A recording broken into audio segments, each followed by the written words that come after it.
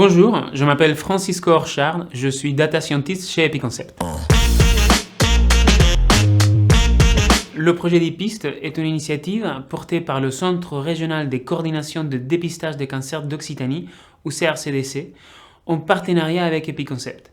Il vise à évaluer les leviers d'amélioration du dépistage organisé des cancers du sein.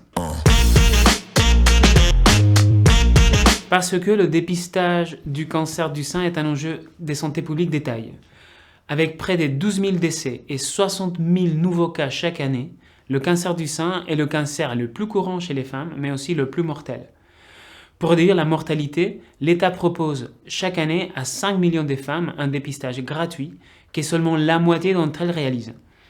Les cancers détectés lors du dépistage ont significativement un meilleur pronostic, car ils sont détectés à des stades plus précoces. Pour autant, il reste des choses à améliorer.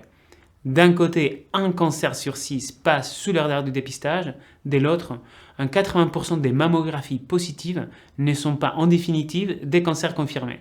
Il y a donc beaucoup à faire pour améliorer de manière significative la santé de ces femmes.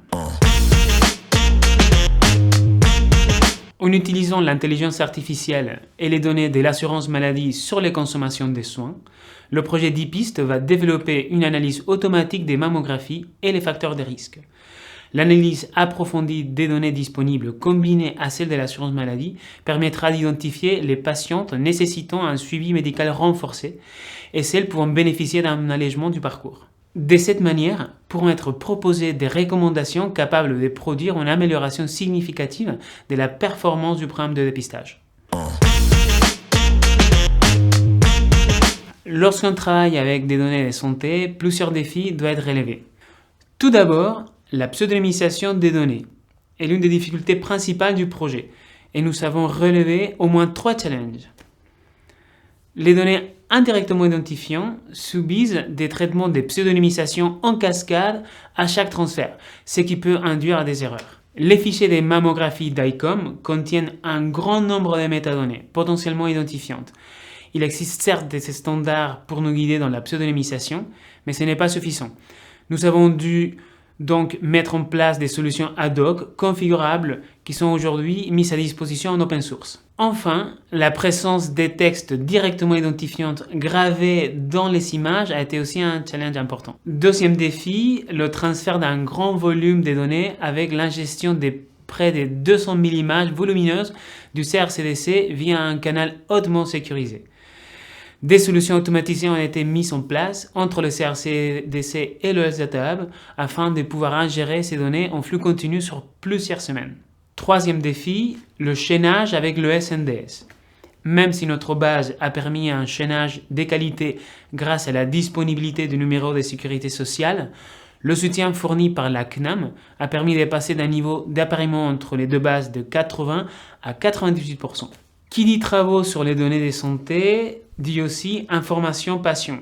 Nous avons dû informer de manière individuelle puis collective une grande partie des 150 000 femmes qui participent à l'étude et mettre en place des procédures pour faire valoir leurs droits comme le refus à participer, l'effacement ou la rectification. Sans le soutien économique du Health Data Hub et de nos partenaires, cela aurait été impossible. Dernier défi, le parcours légal et réglementaire. Franchir toutes les étapes des validations auprès du CESRES puis de la CNIL ainsi que la sécurisation des traitements a été éprouvant. L'accompagnement du Health Data Hub a été vital sur ces questions.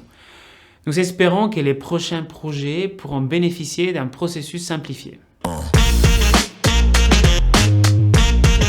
Initialement, nous pensions que ce projet allait avancer plus vite. Une relation de confiance et de long terme entre toutes les parties prenantes du projet a permis de garder le cap et la motivation des équipes pour atteindre nos objectifs. Les 2 prochaines étapes vont consister à rapprocher les bases des données du dépistage et celles de l'assurance maladie pour trouver les informations manquantes de chaque côté afin d'avoir une vision complète du parcours patient et des facteurs de risque associés. Cette tâche est capitale pour le succès du projet et nous permettra de relever de nouveaux défis.